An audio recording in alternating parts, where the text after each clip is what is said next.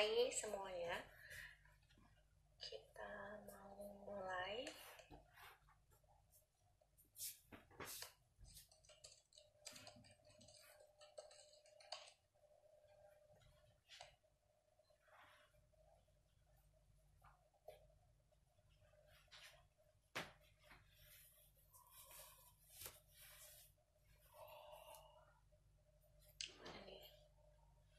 Halo, hai everyone. Halo semuanya. Selamat datang, selamat bergabung di Kitalk online series sesi bulan ini. Hari ini kita kedatangan teman-teman yang luar biasa. Kita bakal ngomongin tentang pariwisata di masa pandemi sekarang. Nah, jadi teman-teman semua, kita sambil nunggu yang lain dan nunggu pembicaranya juga. Aku pengen ucapin selamat datang, selamat bergabung. Dan apa kabar semuanya? Ketemu lagi dengan saya Koirun yang akan jadi host kalian di Kitong Talk selama 1 jam ke depan. Semoga sama-sama kita bisa menginspirasi dan berbagi pengalaman seputar pendidikan, inisiasi sosial, dan juga bisnis. Jadi formatnya santai aja teman-teman semua. Kita bakal langsung tanya jawab di komen atau di kolom pertanyaan. Nah, aku lagi nunggu Kak Gita dari Arborek Dive Shop buat online nih teman-teman. Jadi sebentar ya.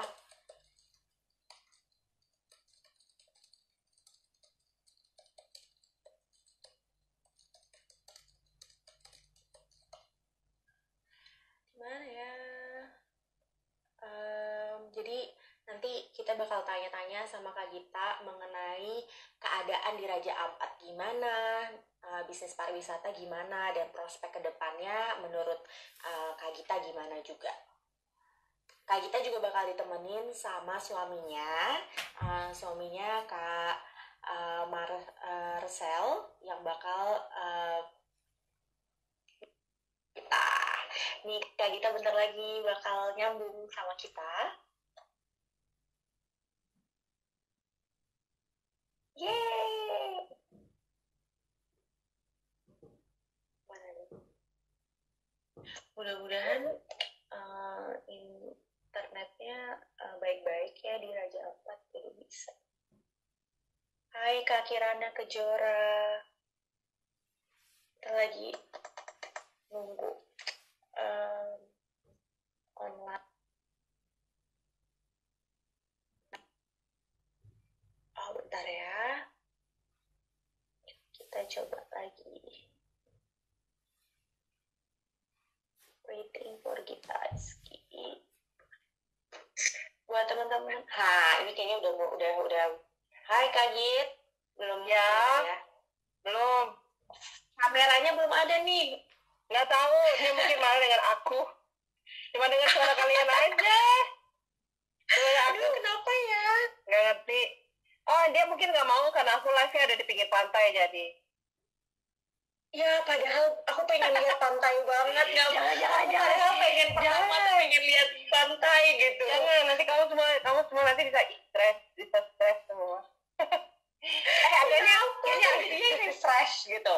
Ya, kayaknya coba sekali lagi ya Kak ya. Aku juga. Dari Kirana Kejora bilang Gita. Iya, semuanya pada nge-say. Iya. Bentar ya. Bentar ya teman-teman semua. Kebetulan kalau misalnya di Raja Ampat itu emang agak-agak susah buat dapet internet, dan itu tuh harus butuh perjuangan jauh pergi ke ke jembatan dulu gitu. Jadi mudah-mudahan habis ini Kak Gita bisa gabung bareng kita. Bentar ya. Bersabar ya teman-teman semua.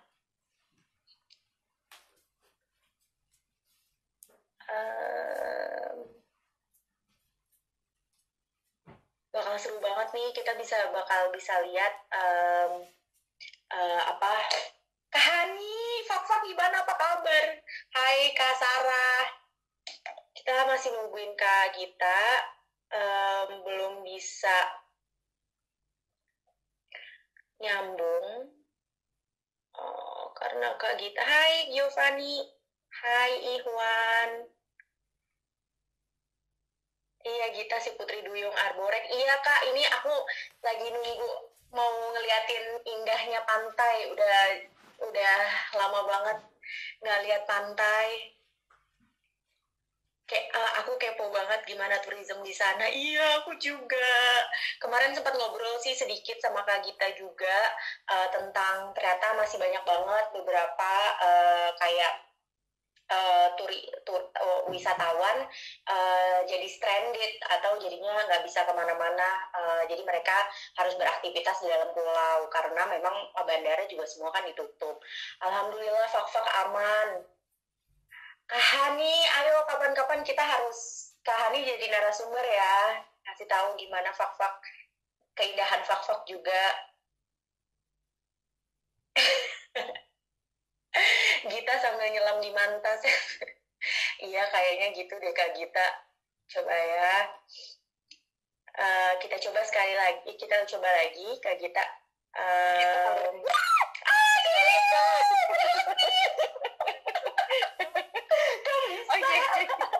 Bisa akhirnya. Sebentar ya. Ya, oke baik ini kawan-kawan. Aku minta maaf untuk kamu semua yang ada di sana. Tapi ini mah, saya ini nggak fake, nggak hoax, tapi benar saya kena lockdown. Ada di sini. Tapi itu kalau lockdown kayak gitu surga nggak sih Kak? Ya ini namanya surga, ini lah lockdown in the heaven, in the paradise, ha? Kamar saya Hai semuanya. Aku sapa teman-teman semua dan aku udah bilang kalau misalnya Kak Gita bakal ditemuin sama suaminya Kak Marcel. Dia minta maaf, dia belum bisa gabung karena dia ada di, kamu lihat mungkin kamu lihat pulau yang di sana, yang di sana itu di ujung, dia di pulau sana karena kita lagi ada, karena lagi aktivitas agak berkurang, jadi dia lagi ada bukan bangun homestay tapi lagi bersih tempat di sana, sama ada bikin kebun di sana gitu. Jadi dia udah bilang. Jadi teman-teman sekarang kita lagi bakal talk show with the view juga bareng Kak Gita, with the view of Raja. Sekarang pertanyaan sebelum mulai teman-teman, aku mau nanya dulu, tolong jawab di komen. Ini kalian mau lihat muka aku atau kalian mau lihat muka dong, mungkin nanti kayak sambil beberapa kali kasih ini gitu kan, melihat keindahan ini. Kakak di jembatan juga? Di jembatan atau di mana? Enggak, jembatan aku enggak, aku ada di hammock. Oh ya, oh my god, bikin iri banget, semua orang pada kasih. Ada di hammock, ada di sini. Ini kan kampung aku. Hi Phil, hi, how are you Phil? Hi, it's such a beautiful place to live in ya Kak. Ya, sudah. Mukanya Kaks dong, oke, bukan saya, jangan kaget ya. Oke, sudah ya. Oke, 1, 2, 3. Ini intro yang agak berbeda ya, view-nya oke banget, nggak di rumah.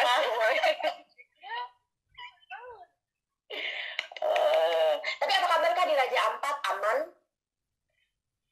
Puji Tuhan aman. Number of people positif corona di sini 0 besar. Terus kemarin juga sempat mungkin teman-temannya yang di sana udah pernah dengar Sorong ada yang kena positif, ya memang ada 3, tapi yang satu meninggal, terus yang 2 sudah pulih dan sudah kembali.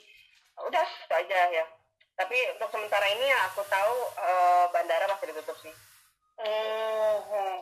Nah, ini teman-teman semua yang ngeliatin lagi dengerin kita online, itu tuh pada pengen tahu Kak keadaan bisnis pariwisata, apalagi terutama di Raja Ampat di Papua gitu. Nah, sekarang tanpa lama-lama lagi ya teman-teman, kita bakal kenal lebih jauh tentang Kak Gita dan Arborek Dive Shop, dan juga nanti mungkin Kak Marcel kalau punya kesempatan buat nyambung nanti ikut ya Kak ya. Suaminya Kak Gita juga bisa aku ini. Juga berharap gitu, cuma aku nggak tahu nih. Sip. Nah Kak, boleh nggak ceritain dari awal gimana sih memulai usaha Arborek Dive Shop, sorry. Sebelumnya sih awalnya kan aku juga jadi sukarela di sini, jadi sukarelawan, jadi volunteer dulu di sini kurang lebih sampai 3,5 tahun. Akhirnya kepincut sama Manta di sini namanya Marcel. Terus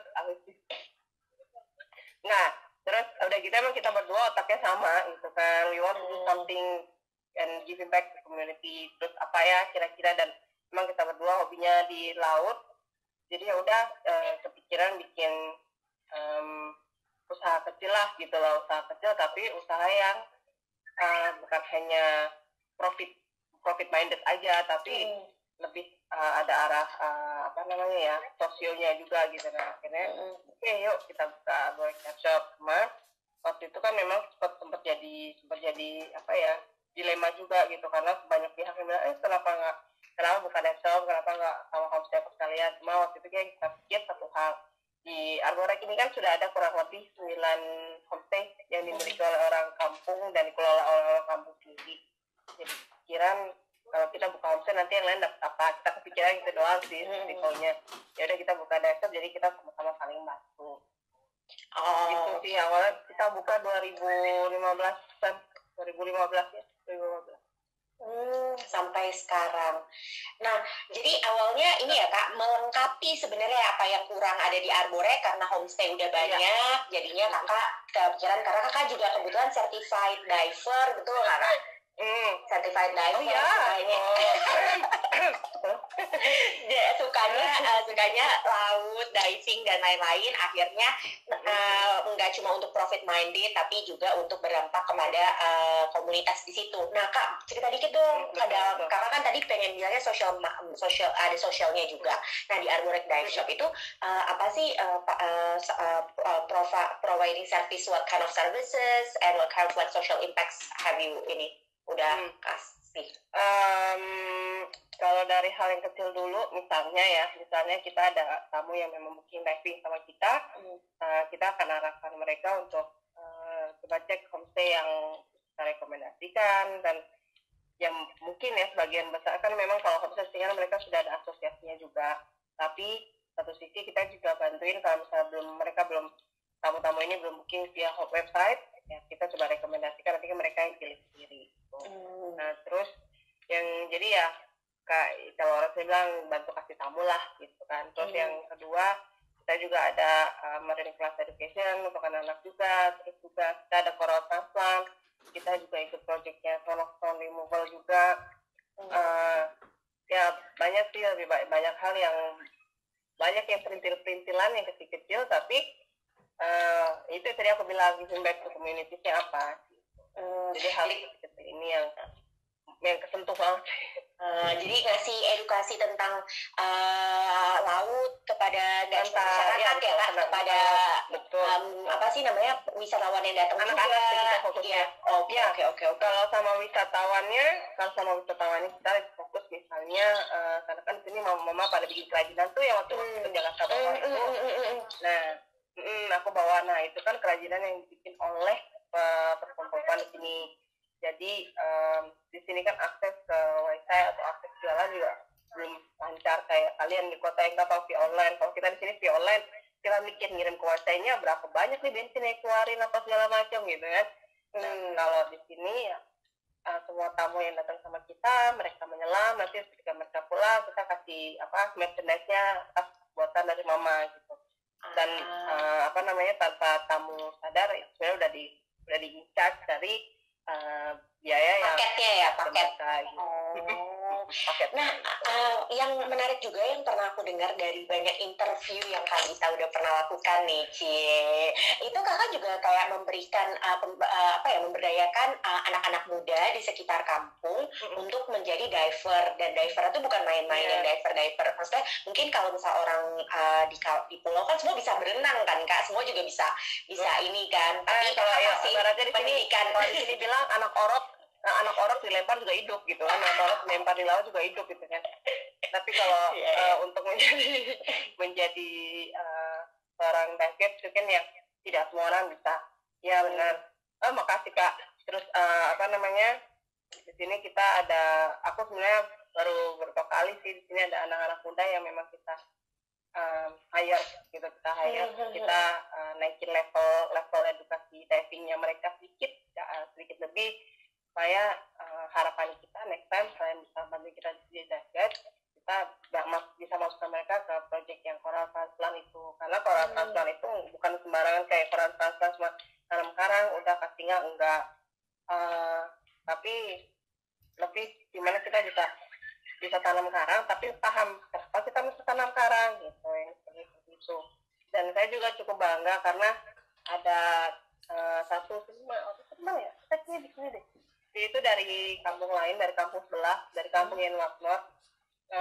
Dia jadi mungkin buat aku untuk sementara ini satu di antara beberapa orang di Raja Ampat yang memang cukup well educated, asli orang kampung, dan dia menjadi salah seorang coral guardian kita sebutnya. Jadi dia paham mengenai penanaman karang, dia paham mengenai karang ini, penanaman karang seperti apa. Jadi kita ajak dia gabung, tapi dia juga jadi mentor untuk pemuda-pemuda yang lain di sini. Cuma sekarang ini kita lagi naikin level divingnya dia sedikit, kayak lebih mantep lagi gitu kan. Terus juga ada beberapa orang di sini yang punya homestay juga. Kemarin mereka baru open water, kita kasih levelnya tambah sedikit lagi, supaya harapan saya sih ya bisa kalau misalnya kita ada tamu atau enggak, atau misalnya kita ada project apa, kita bisa ajak mereka juga. Terus ada anak kampung di sini juga yang sekarang udah sekolah di Sorong, kelas 2 SMP. Kita latih dia untuk jadi diver juga. Dan kenapa mau menumbuhkan rasa cinta itu ke anak-anak sedini mungkin, supaya Mas Wawan ikutan, supaya mereka nanti ketika mereka dewasa, mereka sudah punya pengalaman bahwa di dalam laut itu seperti ini, dan kenapa kita harus menjaga laut, supaya aku tahu lah mereka semua ini tahu laut itu seperti apa, tapi memiliki perasaan, memiliki di dalamnya sana itu yang tidak semua orang punya. Dan itu harus, nilai-nilai itu harus dipupuk dari kecil ya Kak ya? Betul sekali. Kalau nggak dipupuk dari kecil, nanti besarnya cuma udahlah jadi dive aja, cuma taunya nyari duit tapi tidak punya feel untuk menjaganya. Udah, kalau boleh tahu udah berapa banyak Kak anak-anak muda yang udah Kak Gita dan Kak Marcel latih di Arborek Dive Shop buat jadi diver? Kalau yang ngelatih sih aku ada bukan kerjasama, tapi ada teman-teman volunteer juga, instructor yang ngebantuin aku di belakang. Jadi ada yang Naftali, mungkin kalau misalnya Nisa ingat waktu itu Naftali juga sini ada Hani yang tahu Naftali itu ya, dia salah satu pemimpin di sini. Dia kebetulan yang ikut program Komisa yang ke Pakpak itu. Ada Naftali, ada Harun, ada Karel, ada Faris, ada Darius, ada Alumna, ada Nesi, ada Usal, ada berapa? 8 orang. 8 ya. Orang. Dan 8 orang, dan itu semuanya asli dari Raja Ampat. Dan kedepannya kita sudah masukin beberapa nama lagi, dan berharap semoga pandemi ini cepat kelar, karena kita juga selama corona ini ya udah yang kita bisa cuma kayak replanting coral terus gitu. Terus juga kita nggak bisa, kita masih stuck di sini, masih belum bisa bikin apa-apa dulu. Nah, kalau boleh tahu Kak, sebelum ada wabah corona, biasanya tuh day to day bisnis Kakak tuh misalnya seminggu deh, bilangnya per minggu, nggak tahu deh, kalau misalnya di pariwisata gimana sih Kak, per minggu atau per bulan bisa dapat misalnya berapa pak wisatawan gitu, atau per hari gitu, aku nggak tahu. Nah, terus kalau pas lagi pandemi, setelah pandemi tuh gimana? Kalau contohnya satu minggu ya, kalau satu minggu itu kan kita kecuali minggu kita libur ya. Kalau satu minggu itu let's say dalam satu hari high season itu bisa 5 sampai 10 tamu satu hari, dan itu bisa minimal sih rata-rata mereka stay itu kurang lebih satu minggu. Jadi sekitar ambil kasar misalnya ya udah 10 sampai 12 tamu itu selama satu minggu. Dan selama satu minggu. Tapi kalau yang sekarang nih pandemi nggak ada, emang booking semua di cancel. Terus juga masih ada sisa beberapa tamu yang stay di sini juga, kurang lebih ada 6 orang. Cuma saat ini kan kegiatan karena kegiatan requiring jadi nggak setiap hari diving, jadi mereka cuma kayak snorkeling aja. Nah, Kak, dari 10 sampai 12 tamu itu penasaran nih, yang lokal berapa, yang biasanya yang internasional berapa? Oke, dari awal, puji Tuhan, dari awal kita buka sampai hari ini, kita 80% semuanya Eropa. 80% Eropa. Kita justru pasarnya kita memang keluar, bukan kita memang yang Indonesia ya. Indonesia juga ada, cuma belum banyak karena paling Indonesia tuh yang ada kayak macam waktu itu cuma ada 5 orang, 6 orang dalam 1 tahun. Mungkin beda interestnya kali ya, karena kalau yang di kita, kalau Eropa itu kan kita karena gini, kita di sini kan diving, kita pagi sampai siang diving gitu. Nanti siang kadang nggak 1 minggu kita tawarin mereka, lu mau ikut pola transfer nggak, atau lu mau ikut pola removal nggak, atau apa gitu ya, yang proyek-proyek kayak gitu supaya mereka bisa involve langsung juga gitu kan. Tapi kalau di Indonesia kadang kalau kita tawarin itu, aduh nggak, kita siap tidur aja atau apa gitu. Jadi ya udah, jadi kita kepikiran jadi ya udahlah, mari kita tutup untuk pasar Indonesia, nggak silakan, nggak apa-apa, berkat mah nggak boleh ditolak ya. Iya, lebih banyak yang tertarik itu yang orang-orang luar. Tapi kalau misalnya untuk dive shop sendiri di Pulau Arborek, selain kakak ada beberapa dong, Kak? Juga yang atau... di Arborek itu cuma kita. Kalau yang lokal dive shop itu cuma kita. Tapi ada satu NGO tempat aku kerja dulu, cuma itu NGO bukannya dive shop, dan itu tidak menerima orang luar sih sebenarnya. Cuma itu terlepas dari kami juga, karena kami suka kerjasama untuk kerja dengan mereka. Karena kakak Marcel mana itu lagi mas, dia ada bikin kebun di sana, di Tanjung sana. Aku udah suruh dia, tapi dia bilang tanggung sekali karena kemarin kita baru panen petatas, jadi dia lagi ambil tanam petatas lagi, jadi dia lagi semangat sekali berkebun. Kemarin saya lihat dia ada bikin kue coklat. Ya itu sudah, jadi ya apa namanya, ya itu dasar kita ada pendirian di sini, dan semuanya di Tuhan. Mungkin aku nggak bisa bilang kalau kita satu-satunya, tapi mungkin ada beberapa lokal dan center yang ada di Raja Ampat, ada beberapa yang dimiliki langsung oleh orang lokal. Mungkin kita kali ya yang terlalu lokalisme banget gitu. Dia malu depan kamera. Mungkin Kak Marcel. Nah, Kak, kalau misalnya itu sekarang berarti perubahannya karena udah nggak ada, maksudnya bisa dibilang nggak omset, berarti floating banget ya Kak? Turun drastis jatuh. Turun drastis banget memang. Berasa banget gitu. Maka sebagai gimana gitu kan. Itu apakah ada yang lain yang Kakak lakuin buat kayak masih still making this business kayak operate untuk sekarang?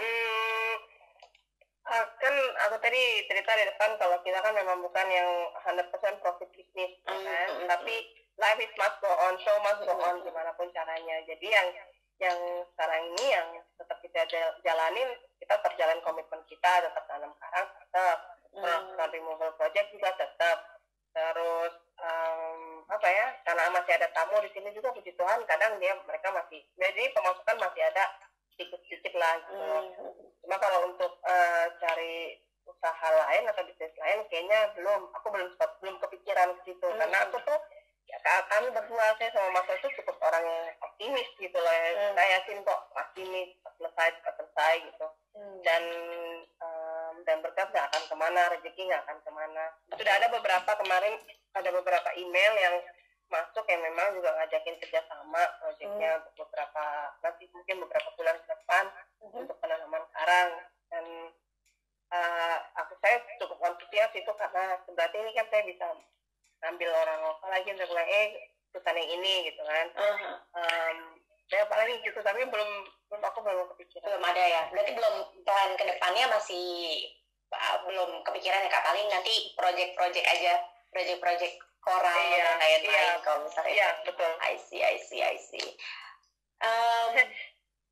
Ini teman-temannya kakak banyak banget ya dari Brimser. Kakak lagi diwawancara ya. Iya. Ini Mas Brim. Jadi Mas Brim ini Mas Brim ini temen aku udah lama sekali, udah bukan temen lagi, kayak saudara aku. Dia dari Jakarta.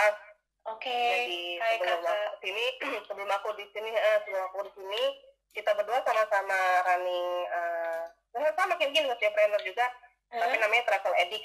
Mungkin kalau Nisa pernah dengar Travel Addict, nah itu kita yang jalanin. Jadi kalau Travel Addict itu yang dulu kami jalankan itu lebih ke Special Interest Tourism Program. Halo. Special Interest Program. Jadi yang benar-benar ke tempat-tempat yang jujur aja sekarang tempatnya jadi hype, kayak misalnya Pulau Harapan itu dulu, sebelum ke sekarang itu dulu kita yang saya Mas Dri, Mas lagi Ari itu yang kita berusaha untuk ngangkat tempat ini gimana bisa jadi salah satu potensi pariwisata tapi dari sisi yang lain gitu kan. Terus juga waktu itu kita ke Pantara juga sama Mas Dri. Pantara itu yang mungkin kalau Nisa tahu pulau paling ujung Kepulauan Seribu dan belum menjadikan salah satu tempat wisata waktu itu. Terus kalau Mas Brim ini dia spesial Komodo, dari Komodo yang dulu belum apa-apa ya Mas Brim ya, sekarang misalnya jadi wow sekali gitu. Manggarai ya, orang Manggarai bukan? Dari NTT berarti Kak? Enggak, orang Jakarta dia? Mas Brim? Oh enggak, dia orang Malang. Oh, orang Malang. Aku juga orang Malang, aku di Noyo. Nah, ayo. Oh, di Noyo. Ya. Mama sih ya, Mama. Orang Malang. Oke, nah Kak, kalau misalnya menurut Kakak nih, ini kan maksudnya sesuatu yang Komodo dulu masih sepi ya kan?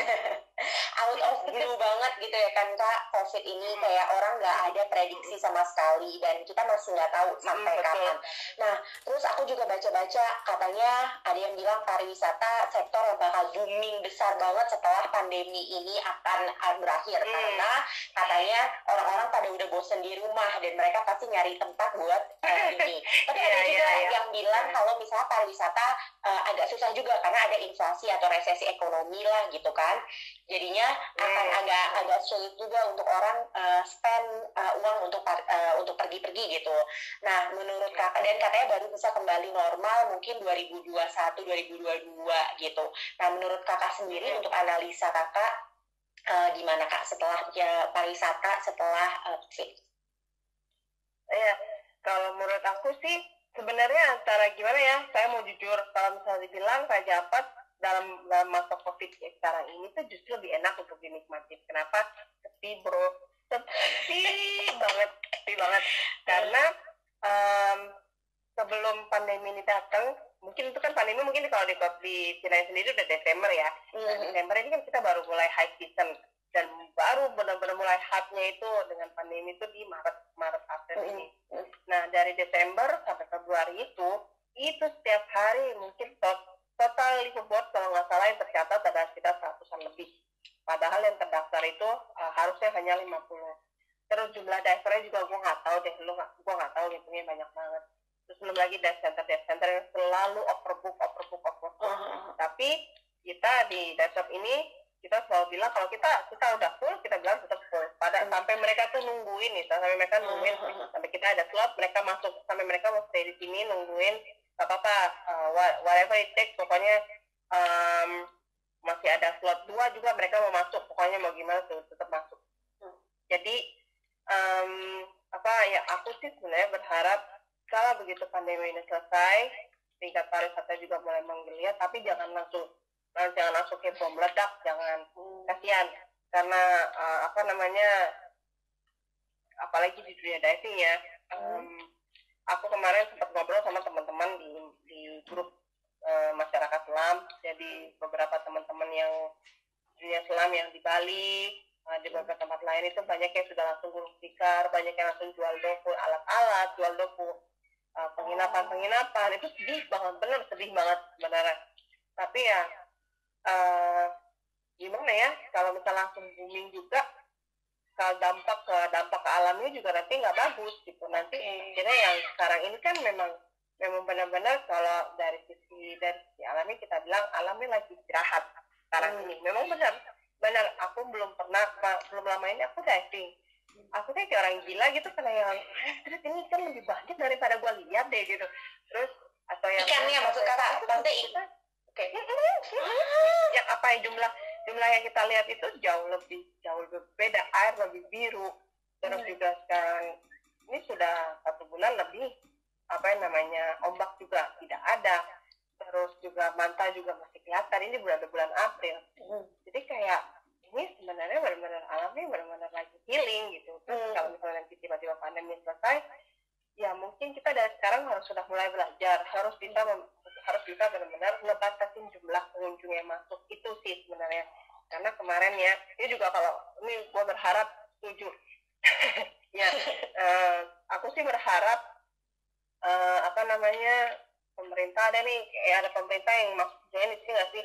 Coba dong tolong kalau misalnya nanti begitu pandemi udah mulai selesai, bisa mulai memilah dan memilih apa namanya pariwisata yang apa namanya bukan aktivitas tapi bisa memilih dan memilah turis atau istilahnya aktivitas yang harus dikurangin yang seperti apa, karena kemarin itu benar-benar overload banget untuk di Raja Ampat ya ngomongin. Di Raja Ampat sih overload banget karena sampai di Waisai pun liveaboard yang docking itu ada banyak banget, banyak. Terus juga dalam satu dive set itu bisa sampai 10 feet ada di sana. Terus dan itu super gila kalau menurut aku, karena aku ngebayangin di bawah sana untuk melihat manta saja dengan 10 speed, satu speed at least ada sekitar 5 sampai 6 orang kali 10 berarti ada 60 orang, 60 diver di sana. Dengan 60 diver lihat manta satu. Manta itu kan datang situ bukan untuk melakukan sebuah pertunjukan, kan? Tapi kan itu sudah menjadi salah satu siklus hidupnya mereka. Tiba-tiba ketiban jebret, bertanya ini siapa? Gitu loh, ketiban orang banyak gitu kan. Kan enggak it's not funny gitu loh. Jadi ya saya berharap sebenarnya industri besar misalnya kayak agent liveaboard, terus agent pariwisata juga, mereka harus mulai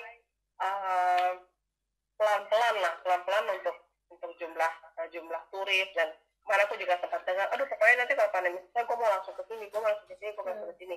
Itu sih terserah kalian gitu kan. Itu up to you guys, tapi tolong jangan sampai karena saking excitednya kalian terus akhirnya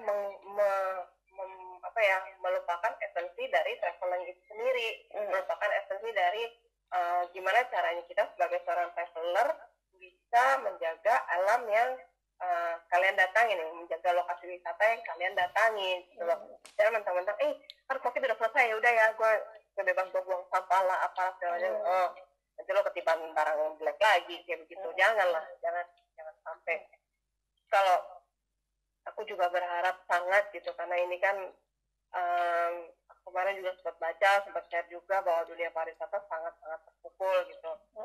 Bahkan pariwisata itu kan adalah pahlawan devisa nomor 2 ya, kan? Pahlawan devisa nomor 2 bagi negara. Terus tiba-tiba yang dapat hal yang seperti ini tuh kayak sakit banget. Terlebih buat yang usaha-usaha kecil kayak macam kita di sini yang punya homestay, yang udah bikin homestay dengan mereka punya usaha sendiri, orang-orang kampung punya usaha sendiri gitu. Kebayang dong tiba-tiba aduh nggak ada pemasukan, mau modal lagi bagaimana gitu. Palingan ya pesan aku ya puji Tuhan kalau misalnya pandemi selesai, pariwisata mulai menggeliat lagi, tapi jangan over gitu aja. Harus mulai kemarin tadi siang aku dapat share dari teman, katanya Menteri Pariwisata kalau nggak salah, dia bilang katanya akan berusaha untuk mengobati dunia pariwisata. Katanya mereka kan berusaha untuk mendatangkan turis dari Asia, dari Cina, Korea Selatan sama Jepang. Saya bilang gimana ya, bukannya bilang tidak boleh, silakan, tapi jangan terlalu over gitu aja. Biar organik juga ya Kak, karena ini kan sebagai pembelajaran juga ya bagi wisatawan. Ini pembelajaran sekali gitu buat semuanya. Jadi ini penting penting banget sih kayaknya untuk ini. Jadi kita harus lebih bijak lagi dalam menjadi seorang wisatawan juga, seorang bisnis pelaku bisnis juga ya Kak. Jadi kita jangan terlalu mikirin cuma profit aja, dimana kita akhirnya jadi melukai alam gitu kan, melukai atau misalnya people juga ya. Jadi kita harus mikirin alam juga. Ya, contoh simpel aja sih misal sebenarnya kayak kalau orang jalan ke Raja Ampat ke Arborek itu atau nggak ke Pianemo itu kayaknya masa sih gitu kan. Setiap orang yang datang ke Arborek itu pasti yang mereka tuju adalah jetnya Arborek, terus mereka snorkeling di sana. Dan akhirnya karena orang banyak snorkeling di sana, ikan-ikan yang di bawah jet itu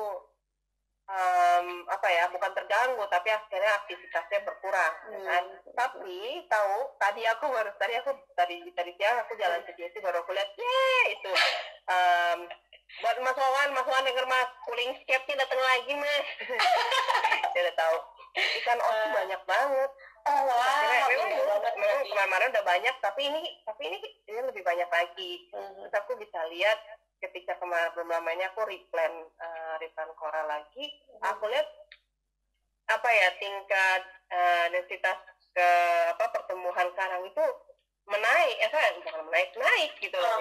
Yang biasanya kita lihat dalam 1 minggu itu lebih hanya berapa mili, ini kok cepet sih yang ini pokoknya nyenengin deh, banget. Jadi kayak oke gitu. Akhirnya kan dari sini kita yang benar-benar hidup yang sampingan dengan alam seperti ini, akhirnya memang benar mereka ini lagi memperbaiki diri. Dan biar aja kita kasih mereka waktu. Paus tuh setiap hari aku lihat di sini depan ini. Kemarin mungkin karena banyak, ya beneran, karena kemana-mana mungkin karena terlalu banyak liveaboard, jadi orang nggak lewat paus terus. Dan orang di kampung bilang, ini sudah lama sekali kita baru lihat paus lagi, mereka bilang gitu. Terus karena memang dulu waktu aku tahun 2012 sampai dengan 2015 waktu pariwisata belum terlalu ini, karena pariwisata cukup melonjak itu tahun 2018, 19, 20 ini. Itu susah untuk lihat, masih ada paus di depan Arborek. Aku nih sekarang di depan Arborek itu susah untuk lihat paus karena banyak speed lalu lalang, gitu kan. Tapi sekarang ini bisa kita lihat tadi siang aku lihat ada bilang gitu. Oh wow, seru banget. Berarti sekarang Arborek atau Raja Ampat lagi dalam pristine ya Kak, kayak semuanya tuh kayak hampir balik lagi ke awal. Nah Kak, kalau misalnya tadi kan Kakak juga cerita nih Kak, banyak banget gitu orang yang datang, terus habisnya juga provider pariwisata juga banyak banget di ini. Kakak, gimana caranya Kak Gita di Arborek Dash tuh bisa menjaga konsistensi biar orang-orang tuh tetap pilih, customer Kakak tetap pilih Kakak gitu dibandingin sama yang lain. Dan buat teman-teman langsung aja tanya Kak Gita, kalau mau ada pertanyaan-pertanyaan ya langsung di komen atau di kolom pertanyaan. Jadi kalau untuk menjaga konsistensinya, saya selalu belajar dari dulu adalah setiap aktivitas usaha gitu ya, apapun itu pasti mereka memiliki yang disebut dengan ciri khas atau nilai jual. Nah kayak kita jualan kemarin kita ngobrol sama orang yang jualan makanan, apa sih nilai jual lo gitu kan, makanya itu yang aku tanya-tanya. Nah kalau aku nilai jualku adalah aku bukan hanya menawarkan sekedar fun dive aja, tapi gimana kamu bisa diving tapi kamu juga bisa contribute sesuatu untuk community. Itu yang aku jual karena jujur karena masa-masa seperti sekarang ini kita harus lebih banyak kreatif, dalam arti kreatif yang positif ya. Kreatif gimana caranya kita bisa membantu orang tapi juga bisa memberi masukan untuk kita gitu loh. Misalnya kayak dengan aku punya, misalnya ya tadi aku bilang aku diving dengan mereka, tapi ada dana dari setiap pembayaran mereka tuh yang memang aku sisihkan untuk kegiatan di kampung lah, atau ya itu tadi kasih kembali ke tamuku dengan merchandise yang dibikin oleh orang kampung seperti itu.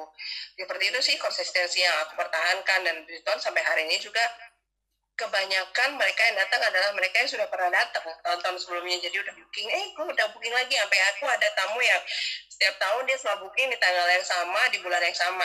Mas Wawan tahu tuh yang kayak sekarang ini, aku ada tamu namanya Arnold. Kalau dia panggilnya ke Bapak Arnold, Tete Arnold, karena dia selalu datang di bulan yang sama di setiap tahun selalu datang yang sama gitu. Karena tahun lalu dia pernah datang, tahun ini dia datang lagi. Tahun sebelumnya juga dia pernah datang, tahun ini datang lagi. Oh, nah kan soalnya kalau bisa pariwisata itu kan servis ya Kak bentuknya. Maksudnya selain Kakak ini dan ini, suka dukanya apa sih Kak melakukan bisnis dalam in terms of pariwisata? Servis. Suka bicara pahitnya dulu ya. Dukanya kadang ya ini kayak sekarang nih pandemi kayak begini gitu loh. Kita harus benar-benar bisa mengatur keuangan kita dengan baik, kita harus bisa mengatur kegiatan dengan baik, karena ibaratnya kita nih kemarin-kemarin apa yang kita lakukan itu adalah investasi buat kita gitu loh. Investasi dalam arti apa yang kita udah lakukan untuk community. Jangan takut nanti pada saat seperti ini mereka kasih balik ke kita. Contohnya misalnya kayak sekarang karena kita nggak ada tamu atau kita ada tamu tapi mereka tetap ngebantuin kita, bilang kita itu yuk kita bikin kegiatan ini tapi ya sama-sama itu. Terus juga harus dukanya yang paling berasa selain pandemi ini tuh misalnya adalah beberapa pihak juga yang kadang suka cemburu sama kita, nanti masih belum paham kita nih larinya seperti apa sih gitu, tujuannya kita bikin kegiatan ini untuk apa sih, ada lah yang itu namanya juga kita kerja di kampung ya Bu ya. Di kampung itu kita nggak bisa pikirannya berharap kita semua pikirannya satu jalur tuh nggak bisa, pasti ada yang lain, tapi harus pelan-pelan, kita harus dengan sabar. Biasanya kalau kayak begitu saya serahkan ke saya punya Pak Tua tuh kan otaknya lebih ini ya, jadi lebih ke dia. Kalau saya ini lebih yang saya pribadi saya lebih yang oke, kita punya ide begini ya, ini proyeknya begini ya, menurut kamu gimana? Oke, yang ini kayaknya coret deh, kamu lakuin yang ini aja gitu. Jadi begitu. Terus kalau sukanya ya it's priceless when you see they're smiling. Serius, gue jujur. Beneran kayaknya gini, buat aku mungkin teman-temannya ada yang udah join di sini tuh kayak Mas Wawan, Spring juga belum tahu. Buat aku kalau misalnya pas kita ngelakuin satu kegiatan ya kayak tahun lalu kan kita selalu bikin nih, ini mungkin udah tahun keempat kita bikin, setiap tahun kita selalu bikin Underwater Independence Day. Jadi mungkin the one and only di Raja Ampat yang dilakukan oleh orang lokal sendiri di tempatnya sendiri gitu loh. Jadi kita pengibaran bendera bawah laut. Semua yang mengibarkan itu adalah orang asli Arborek. Terus di jeti dan dikibarkan di bawah laut gitu. Dan ketika udah selesai mereka nggak ada yang, kita nggak bayar mereka, enggak, tapi kita bilang oke, terima kasih, tapi saya tuh mereka senyum, mereka bangga itu yang priceless buat kita. Itu buat aku sukanya di situ. Terus belum lagi misalnya kayak kemarin ada tamu, terus mama mantuku dia bikin tas kan. Terus tamuku tuh kan agak spesial gitu kan, spesial dalam arti kayak karena kita udah bilang oke, kita ngajak kamu diving tapi kamu harus belajar bahasa Indonesia gitu. Jadi mereka tukaran ya Mas Amri apa kabar, jadi harus tukaran ilmu ya, tukaran bahasa. Jadi lo pengen dong tuh di sini dia bicara bahasa Inggris. Itu kan lucu kan. Bagus berarti ya, maksudnya ada ini lah. Iya, tapi gimana, aku senang gitu loh. Sekarang ada juga, karena aku memang aku sering tanya sama tamu-tamuku, what is your background, kalau misalnya mereka memang marine biologist, mereka mau nggak ya kira-kira share informasi tentang apa yang mereka pelajarin ke anak-anak di kampus atau ke orang-orang dewasa. Terus kita ini tahun kedua kita kerjasama dengan teman-teman yang tadi Phil itu, dia salah satu founder dari White Open Project di Kanada. Jadi bentuknya cuma kayak non-profit gitu. Jadi mereka bertiga datang ke kampung, terus tinggalnya kita punya rumah atau tinggal di beberapa di rumah orang kampung di sini. Sekarang kita ada proyek nih kalau Sasan. Nah, mereka yang bantuin bikin struktur, terus juga bantuin kita lah pokoknya. Sampai hal yang seperti itu sukanya kita kayak gitu. Melihat kepuasan dari tidak hanya customer kakak, tapi juga orang-orang yang udah mendapatkan manfaat ya dari proses bisnis ya. Betul. Dan mereka udah kayak senyum aja tuh udah bikin kita langsung kayak senang banget gitu kan. Capeknya hilang gitu ya.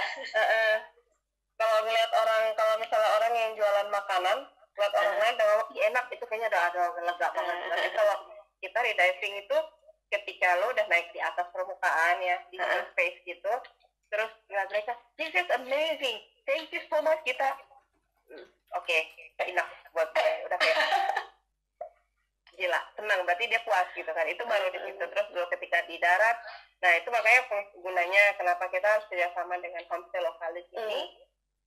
Kita selalu bilang sama mereka setiap kali kita 1 bulan sekali kita ada pertemuan, kita selalu bilang oke,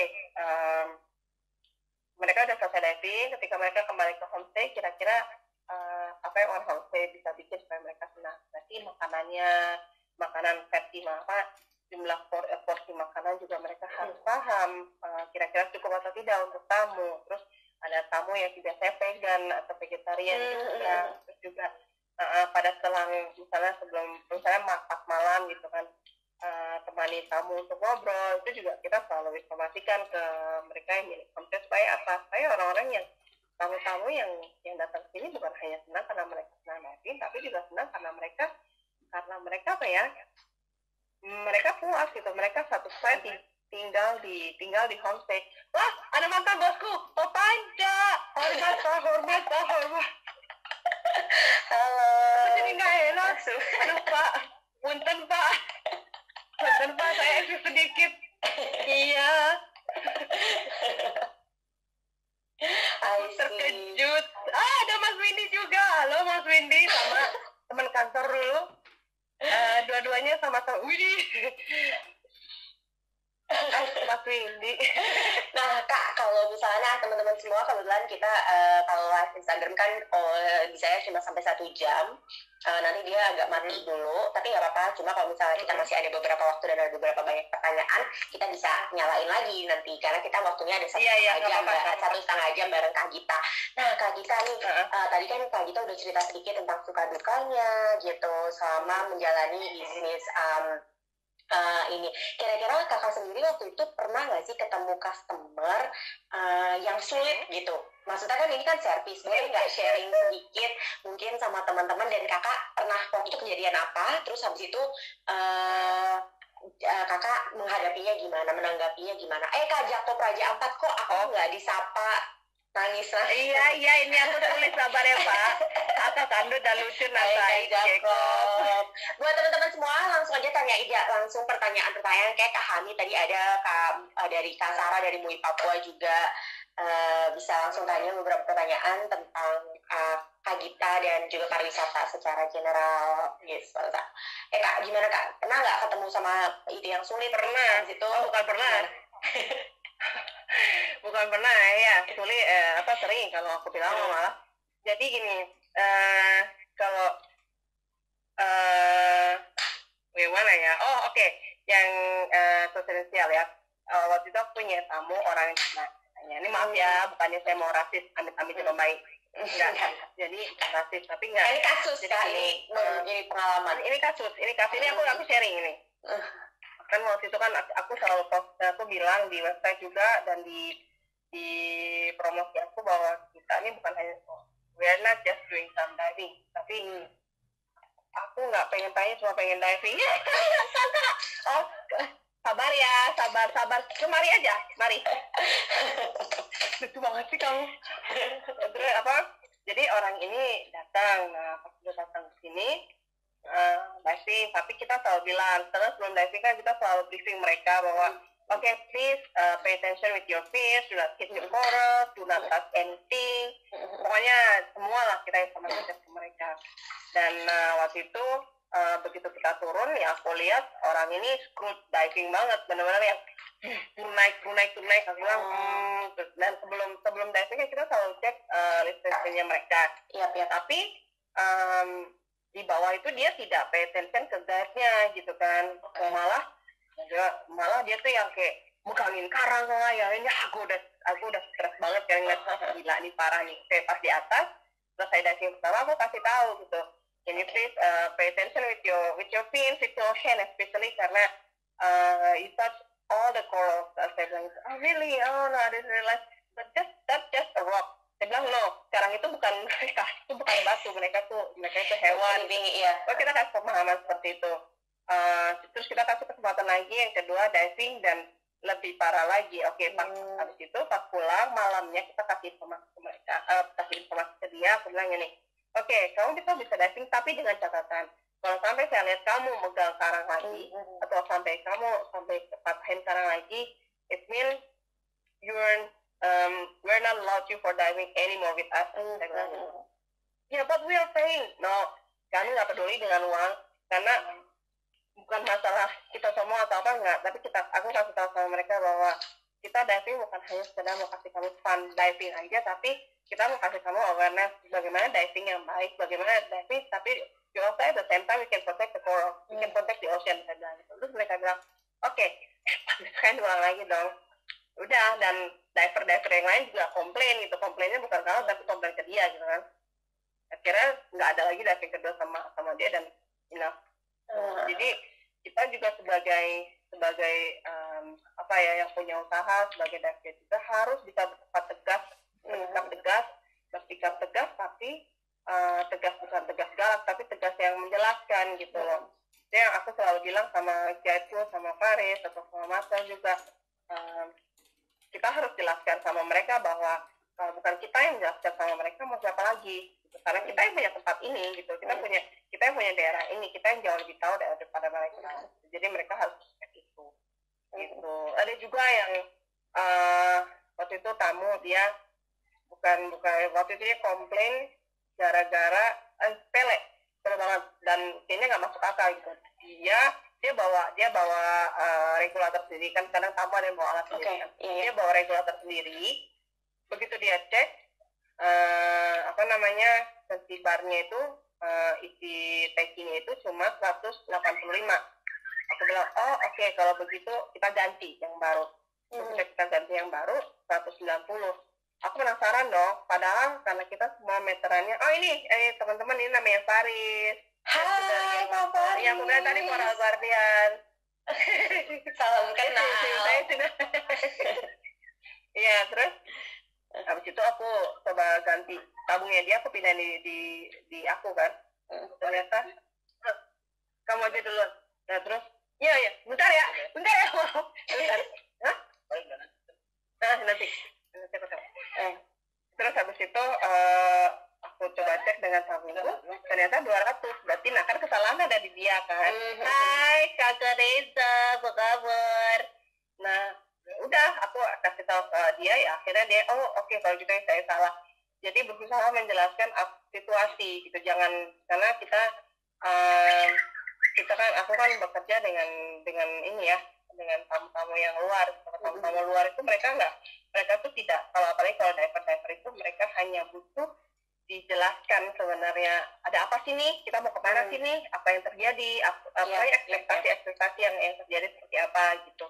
Jadi kayak kakak juga udah set guideline ya, kalau nggak ini kan soal keamanan juga ya buat semua, nggak cuma buat ini customer kakak juga biar dan apa itu biasanya kan kalau kayak gitu per grup ya kak ya, nggak cuma buat dia, buat yang lain di sekitarnya dia. Yang lain ya kadang juga karena ada tamu kan yang macam dia datang hari ini gitu kan, tapi ada juga tamu yang baru datang 2 hari kemudian gitu kan, jadi kan termasuk mereka jadi satu grup. Selalu kita dalam kita misalnya kita memulai, kita briefingnya selalu kita ulang-ulang gitu. Pernah juga kejadian waktu itu karena dia tidak dengar instruksi kita dari atas, begitu di bawah dia menyelamnya, dia naik turun dia komplain kenapa udara cepat. Ya saya bilang karena kamu juga naik turun. Dan juga memang pada waktu yang bersamaan kita juga harus dalam tanda kutip mencari saksi gitu loh. Emang dia salah gitu, dan juga ngebantu karena biasanya kalau mereka tamu-tamuku atau ya mungkin juga tamu dan center lain, biasanya mereka akan lebih banyak mendengar owner atau lebih banyak mendengar dive guide ya ketimbang badinya sendiri gitu. Karena dive guide karena mereka sadar ya, ini kan bukan gue punya tempat nih, jadi gue harus dengar mereka gitu. Dan itu harus jadi nomor 1 sih, atensi nomor 1 buat mereka semua. Mas, udah apa kabar Mas? Teman-teman semua masih banyak, seru banget. Aku sendiri juga belajar banyak dari Kak Gita dan melihat keindahan Raja Ampat. Kalian juga pasti pengen lihat keindahan Raja Ampat dan cerita gini aja deh. cerita seru-serunya Kak Gita. Nah teman-teman, aku bakal matiin dulu dan bakal live lagi karena kita bentar lagi bakal mati juga. Nah buat teman-teman semua, disiapin ya pertanyaan-pertanyaan buat Kak Gita. Kita bakal balik lagi nggak sampai 1 menit sih. Aku cuma matiin terus nyalain lagi. Bentar ya Kak Gita ya. Bentar semuanya ya. Dadah. Yuk, Ya. makasih. Bentar. Tadi kita udah sejam bersama Kak Gita dan kita bakal live lagi bareng Kak Gita.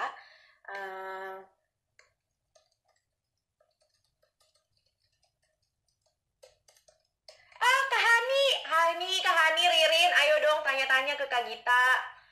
Bentar lagi kita bakal live lagi bareng Kak Gita. Kita ada waktu 30 menit lagi bersama Kak Gita dan dengerin cerita-cerita tentang bisnis pariwisata dan juga Raja Ampat atau Arborek di pulau yang Kak Gita lagi tinggalin. Nah, yuk sekarang aku live bareng.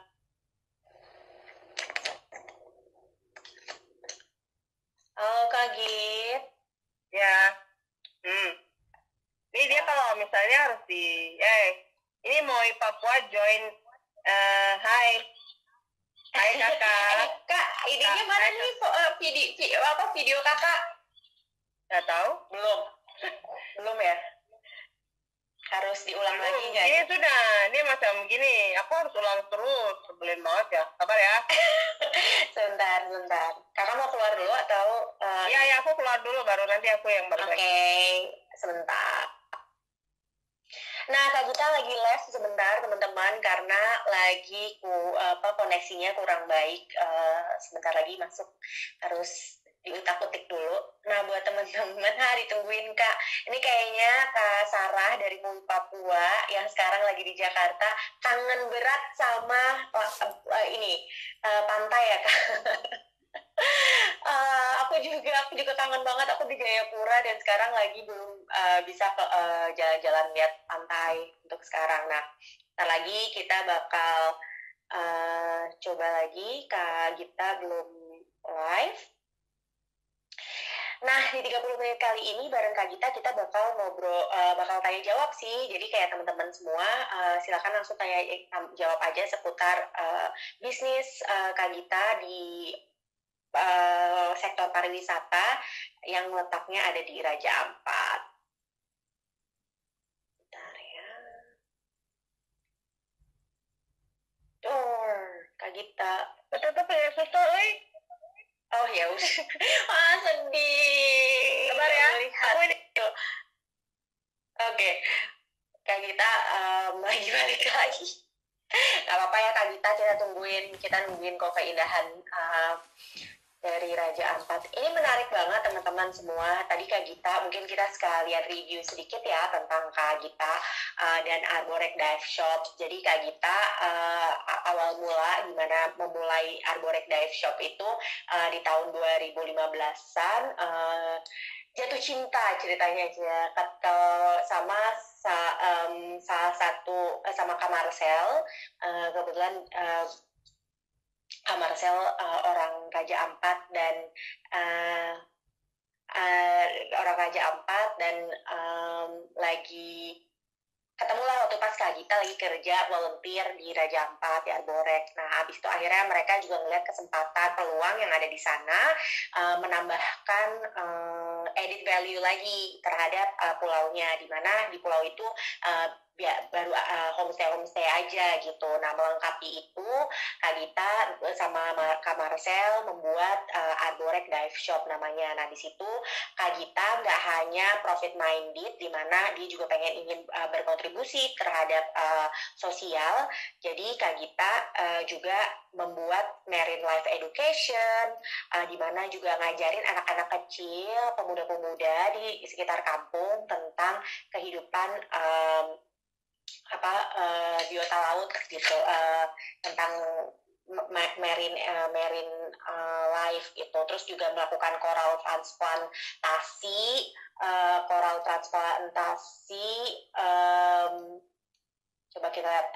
transplantasi juga gitu. Terus juga Kak Gita juga melakukan fine diving juga ada exchange of knowledge juga between tamu dan orang-orang di kampung. Jadi misalnya contohnya tadi Kak Gita juga bilang bahwa misalnya temennya kebanyakan dari Eropa, misalnya dia punya ilmu tentang biologi, marine biologist, terus dia ngajarin ke anak-anak muda tentang gimana caranya memprotek hewan-hewan di itu dan koral-koral juga di laut kayak gitu-gitu. Atau misalnya exchange bahasa, tadi Kak Gita juga bilang kalau misalnya Kak Gita ada Kak Gita akhirnya berhasil. Tadi aku lagi preview juga kalau terus tadi ada exchange education juga bahasa, jadi mama macet yang ada di sana ngasih karya-karya gitu kayak handcraft, terus habis itu turisnya ngajarin bahasa Inggris kayak gitu-gitu dan lain-lain pokoknya. Nah, jadinya akhirnya sekarang kita udah on lagi bareng Kak Gita. Online lagi bareng Kak Gita. Terus, jangan ini dong.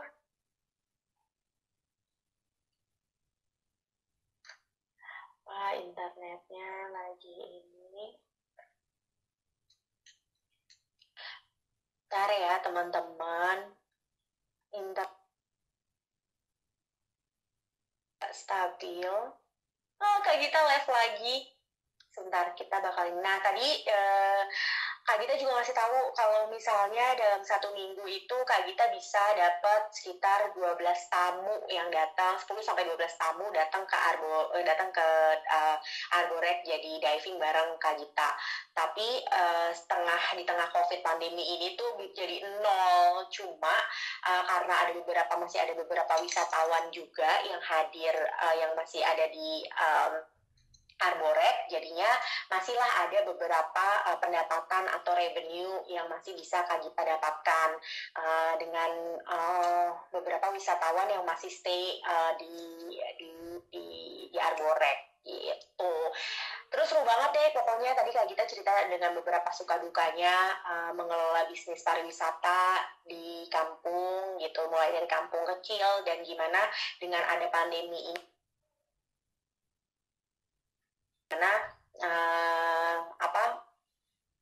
jadinya tuh koral-koral atau keadaan laut tuh jadi lebih baik, yang kayak tadi Kak Gita bilang kalau misalnya tiba-tiba jadi bisa lihat paus, terus habis itu jadi bisa lihat banyak banget ikan-ikan yang belum jarang dilihat karena awalnya tuh overload dari wisatawan yang datang. Nah sekarang sebenarnya waktu kita tepat buat ngelihat Raja Ampat karena sepi banget kata Kak Gita. Jadi bisa benar-benar ngelihat keadaan Raja Ampat yang paling baiknya gitu. Jadi tadi banyak banget sih hal-hal yang udah Kak Gita sebutin dari ciri khasnya, kenapa Kak Gita dan Kak Marcel bisa menjaga konsistensi dari Arborek Dive Shop-nya. Itu karena memang banyak ciri khas yang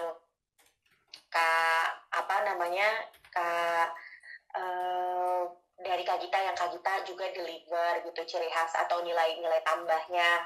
Nggak cuma fun diving, nggak cuma fun diving, tapi juga ada kontribusi untuk komunitasnya. Terus ada banyak deh program-program yang Arborek Dive Shop berikan, tidak hanya fun diving gitu, yang bisa dilakukan oleh wisatawan juga dan juga memberikan dampak positif bagi komunitas di sekitar kampung kayak gitu. Halo Kak? Ya, aku dengar tapi nggak tahu nge-freeze gitu. Boleh, Bo. Oh, sedih. Tapi nggak apa-apa ya Kak, mungkin kita sambil nunggu, mudah-mudahan ini dia balik lagi. Mungkin ada beberapa nih Kak, 2 lagi. Tadi ada yang nanya juga. Gimana sih Kak? Kita kan tadi ngomongin masalah orang yang tadi akhirnya Kakak ngadepin ya dengan difficult customer gitu kan, customer yang tadi yang nggak ngikutin itu Kakak. Jadi tadi Kakak bilang kalau jadi pelaku bisnis juga harus tegas dengan guideline yang sudah kita tentukan, karena kan di awal sebelum akhirnya transaksi tersebut terjadi itu kan udah jelas apa yang harus mereka lakukan, apa yang Kak Gita harus berikan, seperti itu ya Kak ya. Jadi kita harus sama-sama tegas teman-teman. Nah Kak, buat Kakak tips and trick mungkin yang Kakak pengen kasih ke teman-teman yang mau mulai terjun ke dunia tourism, bisnis tourism.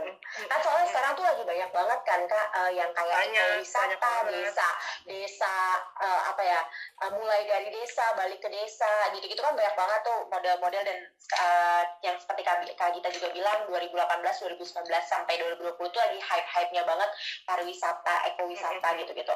Nah, menurut Kakak tips mungkin Kakak bisa ngasih sedikit tips or trik buat kakak-kakak yang mau terjun ke dunia tourism? Oke, yang pertama itu mungkin kalau buat aku pribadi, aku menyarankan untuk teman-teman yang khususnya yang baru, yang kayaknya baru banget mau turun ke dunia pariwisata. Yang pertama, kalian harus banyakin belajar atau membaca referensi baik buku ataupun practically sekarang ini memahami apa sih arti esensi pariwisata itu sendiri dan esensi menjadi seorang traveler atau bisnis atau tourism bisnis traveler. Jadi gini, karena aku melihat yang terjadi di sini aja gitu ya, banyak banget di luaran sana mereka yang baru datang ke Raja Ampat 1 kali 2 kali tapi mereka udah berani buka trip, contoh ya. Ada yang banyak banget gitu dan mereka mengaku I know everything about Raja Ampat, but yang sebenarnya adalah ketika kamu menjadi seorang guide atau ketika kamu mau menjadi seorang usahawan yang berkecimpung di dunia pariwisata, kamu harus menguasai bidang itu dulu gitu loh. Dalam arti gini, pariwisata itu bukan hal yang kayaknya katanya gampang lah ya, kita jualan trip yang itu datang tempat jualan atau kalau nggak kerjasama dengan orang lokal tidak jadi jualan, tidak sama sekali. Buat aku enggak.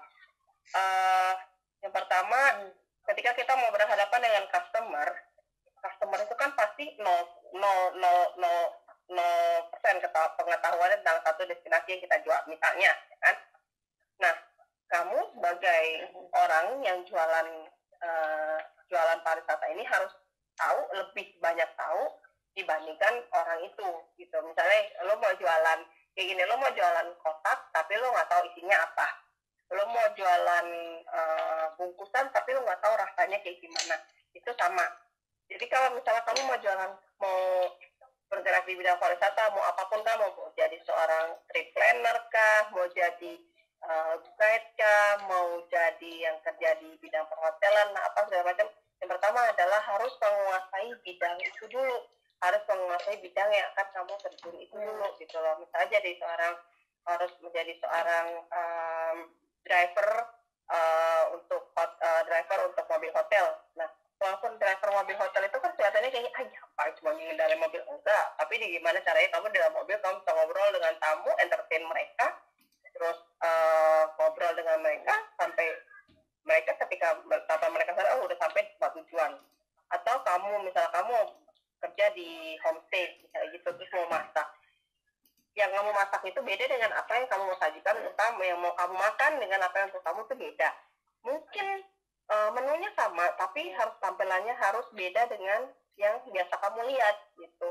Jadi menurut aku tips yang pertama adalah kamu harus menguasai bidang itu terlebih dahulu gitu. Banyak belajar, jangan sungkan untuk bertanya dan belajar dari orang yang lebih paham gitu. Terus yang kedua, jangan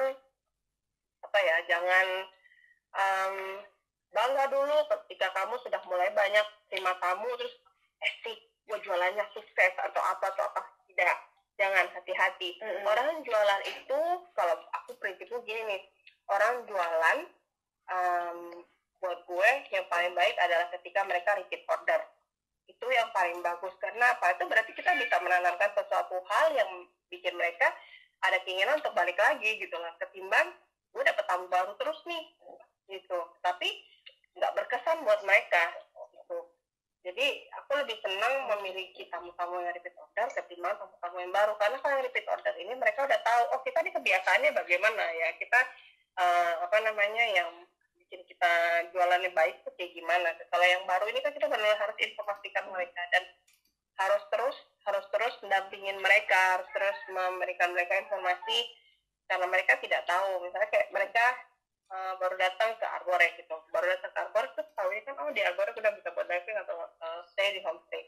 Padahal ketika kamu stay di Arborek itu banyak yang bisa kamu lakuin, mungkin misalnya kayak kamu bisa belajar bikin kerajinan, terus kamu juga bisa bikin makan khas di sini gitu kan. Hal-hal gitu yang harus tetap dipertahankan bagi kita yang punya bisnis pariwisata, khususnya bisnis pariwisata yang community based tourism kayak saya ini gitu. Terus juga sekarang yang tadi Nisa tanya, banyak nih orang-orang mulai banyak yang bikin trip ekowisata. Ini yang menjadi apa ya? Ini menjadi satu polemik loh. Kemarin ini kebetulan kita jadi salah satu tim penggagas ekowisata tanah Papua juga di Sorong tuh, sama dengan teman-teman juga dari Ekonusa. Jadi waktu itu kita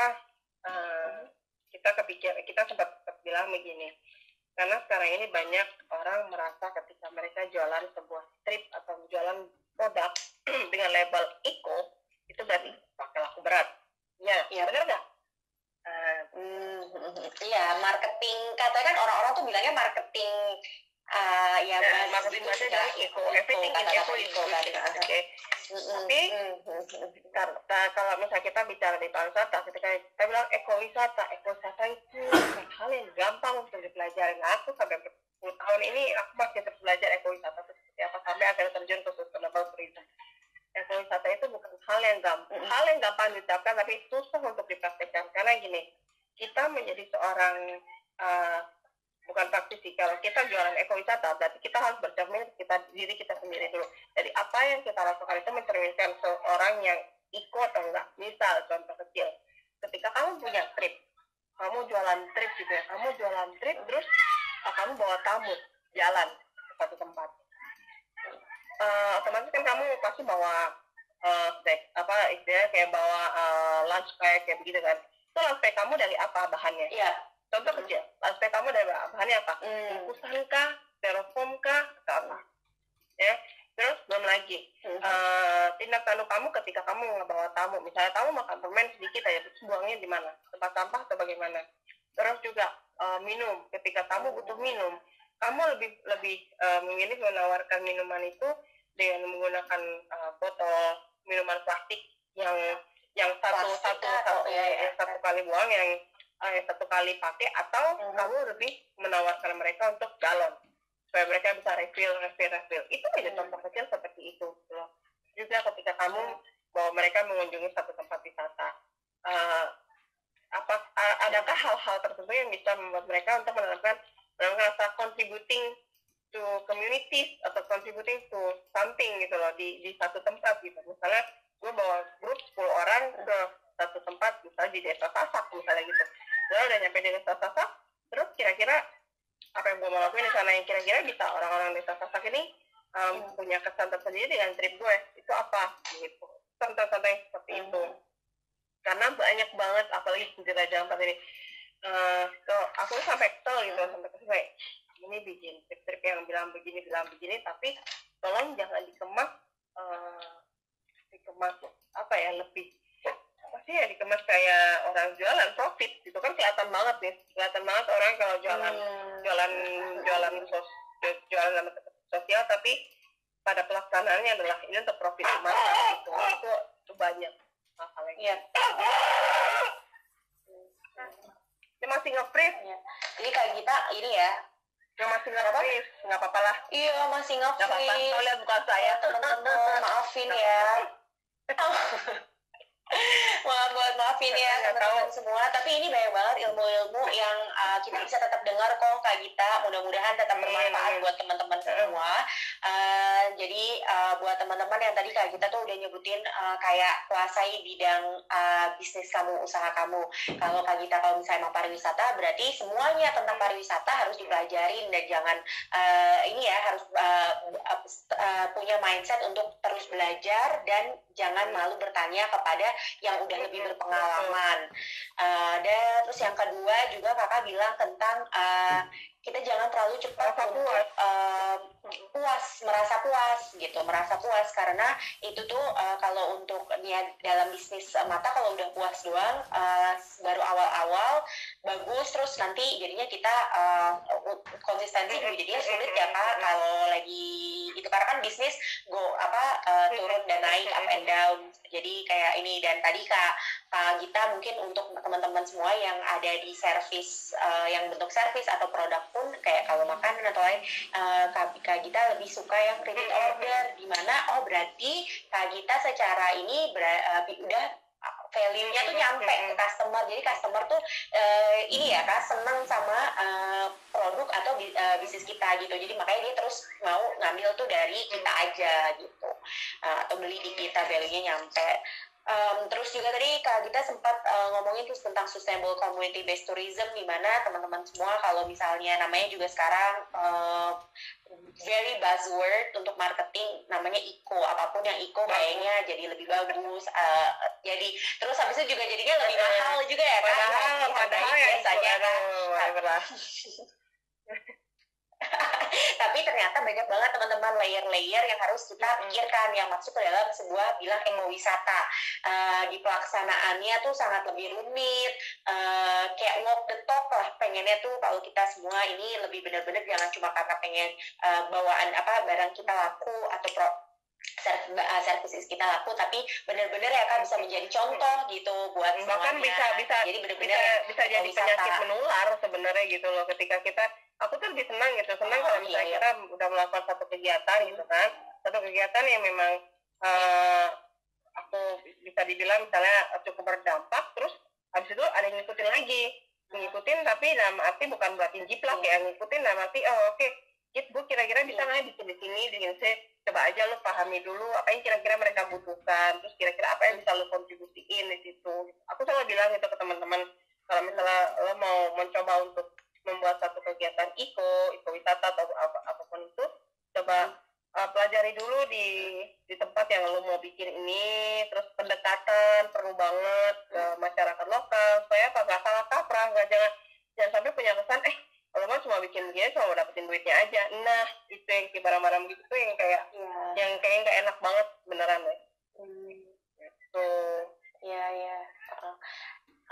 ya pokoknya kita kalau jadi pengusaha ya jujur ya Kak ya dengan apa yang kita inikan itu juga maksud dari ini segala itu yang bikin jadinya mungkin orang yang kita customer kita tuh balik lagi ya Kak kayak nanti jadinya repeat lagi dan lain sebagainya jadi tadi banyak banget Kak Gita tuh udah nyampein tentang sustainable community based tourism yang lagi dilakuin sama Arborek Diving Shop.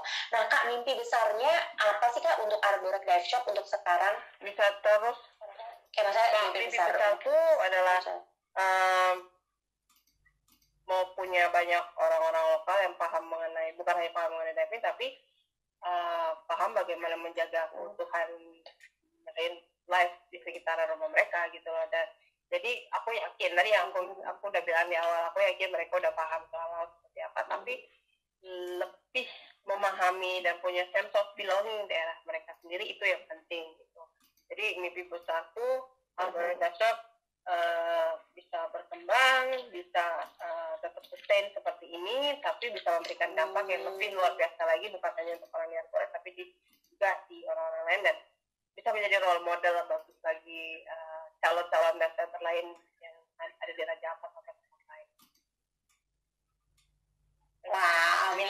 Semoga Arborek Dive Shop sekarang yang udah bisa yang lagi hire dan melatih 8 diver lokal, 8 pemuda diver lokal, semoga bisa berkembang lagi jadi lebih banyak lagi ya Kak. Dan juga proyek lingkungannya juga semakin banyak yang bisa bermanfaat dengan adanya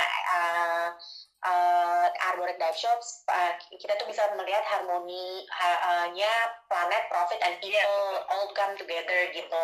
Jadi yang bikin aku seneng banget kayak pengen cepat-cepat bisa pergi. Jadi ya, Aku jujur aku belum pernah ke Arborek sih. Padahal kan aku udah janji janji Kak. Aku udah janji, iya tahun ini kan aku udah bilang kan kalau misalnya aku balik pasti aku bakal ke sana. Sekalian aku dibawa muter-muter kan. Iya. Maksudnya dibawa muter-muter di tempat, maksudnya begitu. Gak apa-apa bisa. boleh pokoknya melihat keindahan ya hanya Arborek dan kampung-kampung sekitar ya Kak ya. Nah Kak boleh nih sebelum kita menutup karena kita udah hampir 1,5 jam bareng Kak Dita, last message dong Kak untuk sesama pengusaha atau last message juga buat teman-teman yang baru mau mulai usaha. Oke. Aku ada satu quote kecil yang ini experience my personal experience itu adalah sell your passion. Jadi tanpa kamu sadar kamu bisa jual kamu punya passion gitu. Mungkin saat ini kamu yang buat kamu udah punya usaha, coba kadang suka begitu melakukan usaha kamu terus tiba-tiba kamu suka berpikir kayaknya ada yang kurang. Coba diselami dulu baik-baik apakah betul itu adalah passion kamu, karena your passion is your money. Aku pernah baca waktu itu buku apa, jadi aku selalu bilang sell your passion. Jadi kalau ketika kayak saya dengan masa punya Algorithm Job, prinsip kita berdua gini, kita mau nge-guiding setiap hari, kita mau guiding tamu-tamu kita, tapi dengan satu syarat, we like to dive gitu loh, karena kami tuh berdua senang sama diving, kita senang sama laut, jadi itu yang mau kita bagikan, sharing your experience with your customers. Karena ketika customers bisa merasakan apa yang kita sharing, berarti value-nya udah masuk di dia, udah gampang gitu. Jadi passion is the key number one for selling your product gitu. Karena kalau kamu nggak punya passion di dalam produk yang kamu jual, berarti apa nih gitu loh, lo nggak punya magic di dalam produk yang lo jual. Karena magic, buat aku magic atau istilah nilai jual satu produk itu adalah passion yang kau tawarkan. Berat ya Boya? langsung refleksi. Nah, kayaknya waktu yang tepat teman-teman bahas pandemi seperti ini, jadinya kita refleksi balik ya Kak. Sebenarnya kita balik lagi buat teman-teman yang mungkin yang sekarang lagi melakukan usaha juga bisa refleksi lagi apakah apa lagi nih yang selama ini yang kurang, yang positif, yang dari strengths-nya, kekuatan dari bisnis kita apa, terus yang bisa jadi modifikasi atau misalnya nanti jadinya jadi bisa lebih baik lagi gitu. Nah buat yang masih mulai, yang baru mau mulai, itu dipikirin lagi apalagi nih gitu kan ya Kak ya, kalau misalnya ini apa yang bisa dikembangkan lagi, apa sih passionnya apa ya, mungkin juga ini buat teman-teman di luar sana yang working from home, aku bukan mau mengajak kamu akhirnya menjadi terus keluar dari tempat kerja terus buru-buru menjadi seorang wira swasta, bukan, beda banget. Kadang juga ada pekerjaan yang bisa kamu lakukan sambil kamu bekerja di kantor, tapi kamu juga melakukan satu pekerjaan lain untuk istilahnya side job kamu gitu. Tapi kadang sekarang ini kita harus, apalagi di masa pandemi seperti sekarang ini gitu, ketika kita stuck di rumah, wah ngapain nih, gue biasa kerja kantor, kejar-kejaran bis, terus macet-macetan atau apa, terus di kantor gue ngerjain ini segala macam, terus gue harus stuck di rumah, what can I do? Nah, ini waktu yang tepat buat kamu untuk berpikir, what is my passion actually? Gitu. Misalnya aku jujur aku selama pandemi ini aku liatin ya timeline gue nih yang, dia bisa masak ya, dia bisa painting ya, dia bisa ini. Tiba-tiba, it looks like after pandemic semua orang bisa punya usaha restoran ini, atau semua orang bisa punya usaha ini. Terus itu yang disebut dengan your passion gitu loh. Tapi kamu belum pernah gali itu sampai akhirnya ketika hal ini terjadi, you realize it's your passion. Gitu. Menarik banget. Jadi teman-teman semua, kita udah banyak banget belajar dari Kak Gita yang sudah sangat berpengalaman dalam bidang bisnis community based tourism. Buat teman-teman yang pengen ke Arborek, pengen Raja Ampat, pengen diving, pengen itu, bisa langsung tanya ke Kak Gita, dan juga langsung DM juga bisa ke Kak Gita ISG ya Kak, atau Arborek Dive juga underscore R4 Arborek Dive underscore R4 ya, Raja Ampat. Jadi teman-teman bisa langsung ke sana. Terus kita juga bakal buat teman-teman yang belum terlambat, kita bakal sharing ini, dan juga ini bakal available Kak. Kita ngobrol-ngobrol ininya bakal available di YouTube, dan juga bakal ringkasannya kita bakal taruh di Instagram kita. Jadi buat teman-teman semua, terima kasih yang sudah stay tune 1,5 jam bersama aku dan juga Kak Gita. Aku juga pengen ngucapin banyak banget terima kasih ke Kak Gita. Aku juga minta maaf ya, tiba-tiba nge-freeze begini, nggak tahu ini. Tapi memang aku berdosa, mungkin ini dosa aku tadi di awal, aku langsung nge-share pemandangan ini. Maaf ya, maafkan. Ya nanti kita bakal ngeliat banyak banget buat teman-teman yang suka diving, terus habis itu lagi kangen banget sama ini, bisa ngecekin melaut, bisa ngecekin IG story dan juga feed Kak Gita yang indah-indah banget, yang sekarang tuh lagi di Arborek lagi banyak banget paus-paus. Tadi Kak Gita juga di tengah sama cerita tentang paus-pausnya. Jadi semoga teman-teman semuanya stay healthy, stay productive, reflect back tadi yang Kak Gita juga udah pesankan ke kita semua. Semoga pandemi ini cepat berlalu ya Kak Gita, kita bisa balik lagi dan it's time, tadi Kak Gita juga, mungkin aku bisa ini lagi, Kak Gita juga bilang it's healing time buat planet. Jadi sama-sama kita semoga next habis ini buat teman-teman yang wisatawan ataupun juga pelaku bisnis di usaha di pariwisata, kita semua bisa sama-sama menjaga lebih menjaga alam. Betul. Ya Kak. Betul sekali. Oke deh kalau gitu. Ada mungkin last words Kak sebelum kita tutup last word dari aku final word buat kalian, buat teman-teman semuanya, khususnya buat kalian yang bergerak di bidang pariwisata, don't give up, don't give up, keep it up. Terus it's time for us to heal ourselves and heal the planet. Terus buat tadi aku lihat ada teman-teman aku yang kerja di bidang pariwisata pada masuk, I know there's another way for us to grow up. Gitu. Tenang aja, pasti semuanya akan berakhir kok. Trust me. Ini namanya badai Pak. Semangat. Wes, asik, langsung nyanyi lah. Oke deh kalau kayak gitu. Saya dan enggak ada. Jangan. Oke, saya dan Kak Gita undur diri dulu. Buat teman-teman semua, sampai ketemu lagi di Kitong Talk selanjutnya. Sama-sama, dadah. Dadah, Kak Gita. Aku nggak bisa kata dadah.